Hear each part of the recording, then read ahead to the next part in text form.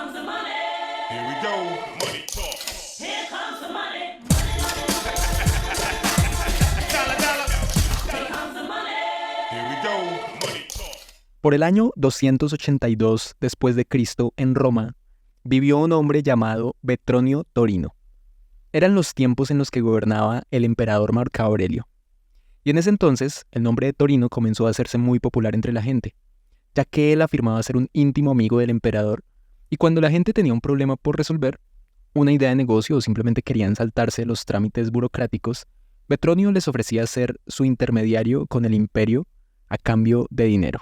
Él les ofrecía ayudarlos con los favores que necesitaran. Decía que era un tipo con muchos contactos, que era amigo del emperador, y que por una módica suma podía usar su influencia para resolver sus problemas. Por ejemplo, si una persona quería conseguir un cargo en el gobierno, simplemente era cuestión de consignarle un par de denarios al señor Torino y él podía encargarse de solucionar sus asuntos. El problema era que Torino no era más que un estafador. No tenía contactos, ni influencia, no era nadie. El emperador ni siquiera sabía quién era. Se enriqueció con base en una mentira. Claro, cuando la gente se empezó a dar cuenta que al pasar el tiempo, en el gobierno no tenían ni idea de las solicitudes o las quejas que habían hecho, se dieron cuenta que le habían regalado su dinero a un farsante. Lo que sí llegó a oídos del emperador fue la historia de la estafa de Torino y cómo había engañado a cientos de personas. Y a raíz de esto, decidió crear una ley contra lo que él llamó los vendedores de humo. Personas que pedían dinero a cambio de promesas y favores falsos que nunca iban a cumplir.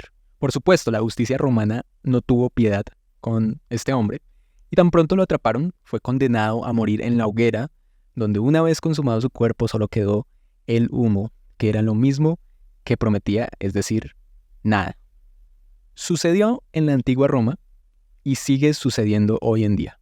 Lamentablemente, los vendehumos siguen estando entre nosotros. Algunos hoy venden milagros, otros prometen favores divinos, dicen tener una fórmula para conseguir la prosperidad, dicen tener un contacto directo con Dios para asegurarle a sus congregaciones la multiplicación de sus finanzas, el crecimiento de sus negocios, carros, una casa, viajes, y todo esto a cambio de una módica suma, representada, claro está, en una donación, una ofrenda o un diezmo.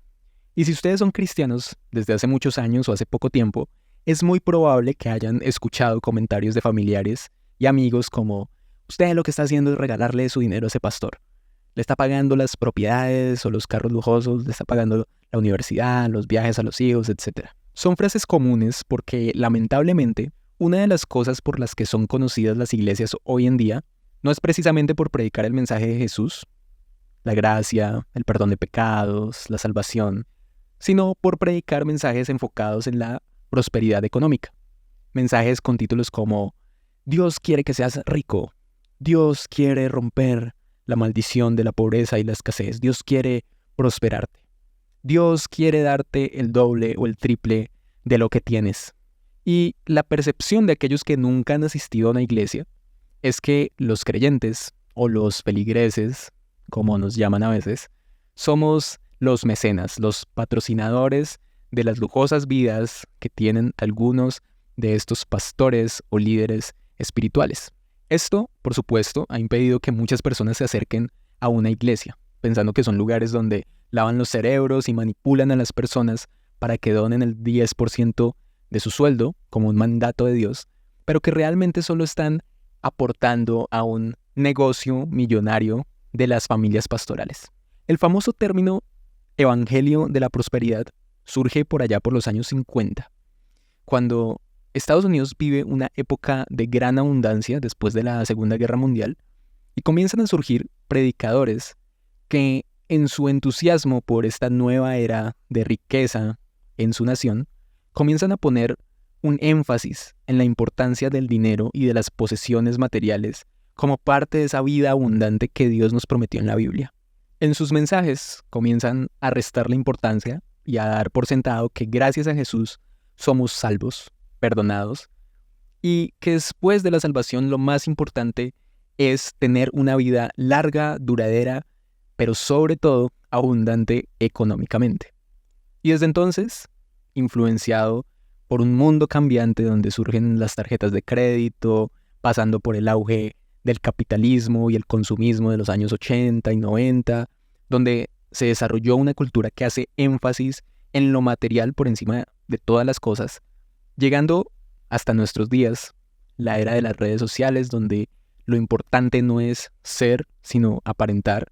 Lo que era conocido como el Evangelio de la Gracia hace una metamorfosis, una transformación hacia el Evangelio del dinero y la importancia de vivir una vida rica y próspera, porque esa es, según ellos, entre comillas, la voluntad de Dios. Y antes de entrar de lleno en la explicación, quiero hacer una salvedad. Y es que esto no es un mensaje para desacreditar al diezmo, ni pretendo derribar o contradecir el Evangelio de la prosperidad. No, vamos simplemente a ir a la raíz, a lo que la Biblia dice acerca del tema del dinero, y a derribar estos mitos que hay alrededor de este tema. ¿Están listos? Jesús predicó sobre el dinero, y lo hizo en varios de sus mensajes porque la época en la que predicó Jesús era muy similar a la nuestra. Había una profunda desigualdad social, el Imperio Romano había invadido el territorio de Israel y existía mucha corrupción en el gobierno.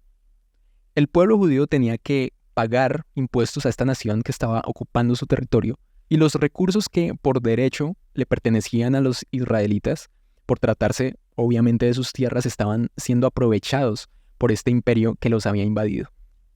Cuando esto sucede, y lo sabemos porque tenemos muchos ejemplos de estos en la actualidad, y sobre todo aquí en Latinoamérica, se crean brechas salariales, hay injusticia social, y si no pertenecemos a la alta clase social o al gobierno, si no tenemos contactos o influencia, generalmente va a ser muy difícil cambiar la situación económica y el contexto en el cual crecimos. Esto pasaba en los tiempos de Jesús, y de hecho, antes de su nacimiento, un porcentaje del pueblo judío aún tenía la esperanza en la llegada de un Salvador, de un Mesías, que los liberara de esa injusticia social, que erradicara la pobreza y la corrupción.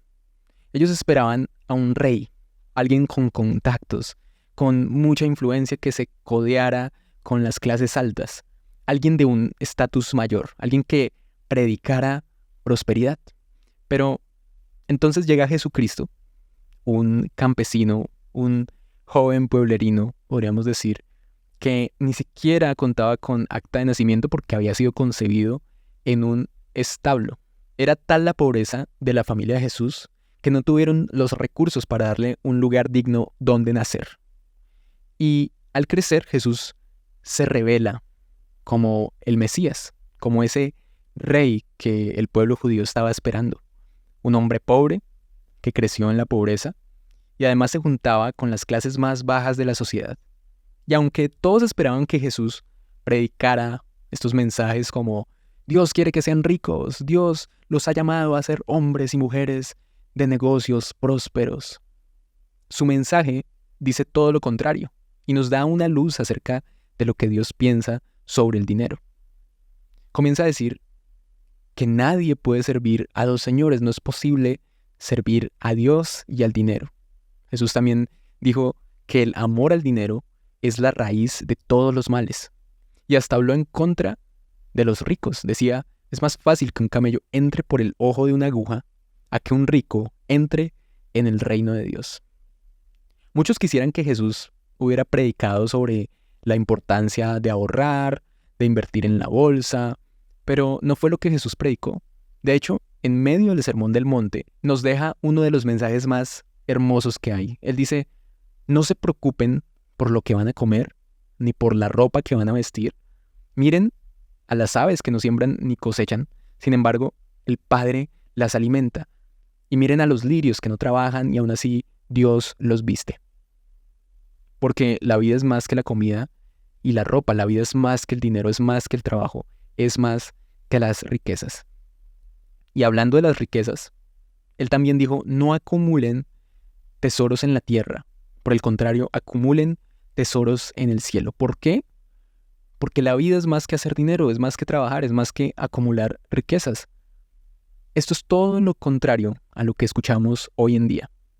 En este punto, alguno se preguntará, entonces, ¿Dios quiere que sea pobre toda mi vida? ¿Está mal buscar hacer dinero? ¿Buscar un ascenso? ¿Buscar un aumento? No, eso no es lo que Jesús está diciendo. Lo que Jesús dice es que el dinero jamás debe ser lo más importante en nuestro corazón.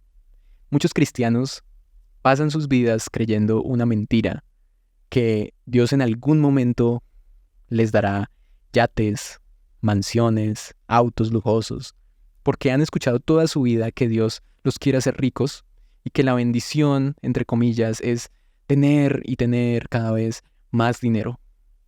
Pero esto no fue lo que prometió Jesús, ni está en ningún párrafo de la Biblia. Por el contrario, Jesús sí promete que Dios va a suplir nuestras necesidades económicas y es algo que sí encontramos en otros pasajes como en Filipenses 4:19, donde dice que Dios suplirá todo lo que nos falta. No las riquezas que deseamos, ni los lujos, lo que necesitamos. Ahora, Dios es un padre que le da provisión a sus hijos. Y hay personas que en sus vidas van a tener más de lo que necesitan, van a tener abundancia, van a ser enriquecidas, pero que quede claro que todo lo que esas personas tienen es por gracia, no es por ser más espirituales, no es por orar más, ni por leer más la Biblia. Dice 2 Corintios 8:9, ustedes conocen la gracia generosa de nuestro Señor Jesucristo. Aunque era rico, por amor a ustedes se hizo pobre, para que mediante su pobreza pudiera hacerlos ricos. Enriquecerse en el reino de Dios no es una cuestión de méritos, sino es una cuestión de gracia. Nunca permitamos que los vendehumo modernos nos vendan la idea de que entre más diezmamos o entre más ofrendamos o entre más pactamos, que es esta idea de pagarle a Dios a cambio de un milagro, una sanidad, un empleo, etc. Una idea que simplemente es absurda. Nunca creamos que esto nos va a dar más riquezas. Y así mismo al contrario, porque según los vendehumos, si no diezmamos, si no ofrendamos, vamos a ser pobres, vamos a caer en maldición. Y ya vimos que en Jesús somos libres de toda maldición, así que no nos dejemos engañar. Dios no vende milagros y tampoco tiene intermediarios. Los vendehumo se hacen pasar por intermediarios de Dios y le piden a las personas que ofrenden sus casas y sus posesiones para que Dios supuestamente les devuelva el doble. Jesús jamás predicó esto, pero Jesús tampoco anuló el diezmo o las ofrendas.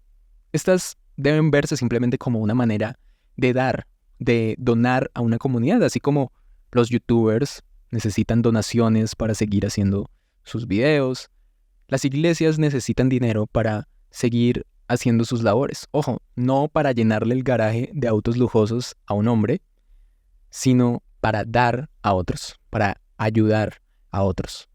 Termino con esto y voy a decir algo que puede sonar polémico, pero al sacar un porcentaje de nuestro dinero para dar, que es la idea del diezmo, no aplicas solamente para dar a las iglesias necesariamente. Jesús lo dijo claramente, pues tuve hambre y me alimentaron, tuve sed y me dieron de beber, fui extranjero y me invitaron a su hogar, estuve desnudo y me dieron ropa, estuve enfermo y me cuidaron, estuve en prisión y me visitaron. Entonces esas personas justas responderán, Señor, ¿en qué momento te vimos con hambre y te alimentamos o con sed y te dimos algo de beber? ¿O te vimos como extranjero y te brindamos hospitalidad? ¿O te vimos desnudo y te dimos ropa? ¿O te vimos enfermo o en prisión y te visitamos? Y el rey dirá, les digo la verdad, cuando hicieron alguna de estas cosas al más insignificante de estos, mis hermanos, me la hicieron a mí. Creemos que damos el diezmo y estamos haciendo mucho por el reino de Dios, pero podemos estar haciendo más cuando damos a los que realmente lo necesitan, al que tiene hambre o al que no tiene un trabajo. Y esto sí trae prosperidad. Jesús dijo, den y se les dará. Entonces, vamos a creerle menos a los vendedores de humo y más a las palabras de Jesús. Here comes the money. Here we go.